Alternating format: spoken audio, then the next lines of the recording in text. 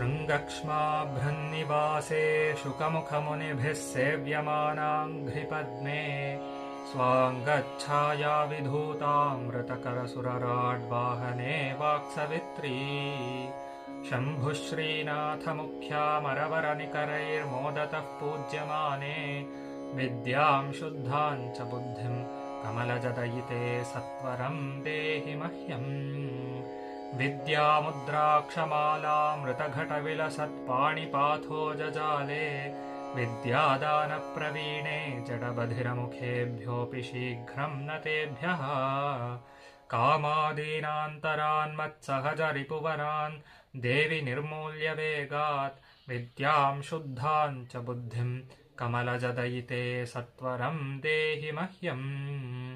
कर्मस्वात्मोचितेषु स्थिरतरधिषणां देहदार्ढ्यन्तदर्थं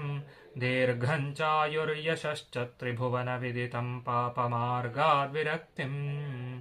सत्सङ्गं सत्कथाया श्रवणमपि सदा देवि दत्त्वा कृपाब्धे विद्यां शुद्धां च बुद्धिं कमलजदयिते सत्वरं देहि मह्यम् मातस्त्वत्पादपद्मं न विविधकुसुमैः पूजितं जातु भक्त्या गातुं नैवाहमीशे जडमतिरलसत्त्वद्गुणान् दिव्यपद्यैः मूके सेवाविहीनेऽप्यनुपमकरुणामर्भकेऽम्बेव कृत्वा विद्यां शुद्धां च बुद्धिं कमलजदयिते सत्वरं देहि मह्यम् शान्त्याद्याः सम्पदो वितरशुभकरीर्नित्यतद्भिन्नबोधं वैराग्यं मोक्षवाञ्छामपि लघुकलयः श्रीशिवा सेव्यमाने विद्यातीर्थादियोगिः प्रवरकरसरोजातसम्पूजिताङ्घ्रे विद्यां शुद्धां च बुद्धिं कमलजदयिते सत्वरं देहि मह्यम् कल्पादौ पार्वतीशः प्रवरसुरगणप्रार्थितः श्रौतवर्त्मा प्राबल्यन्नेतु कामो यतिवरवपुषा गत्ययां शृङ्गशैले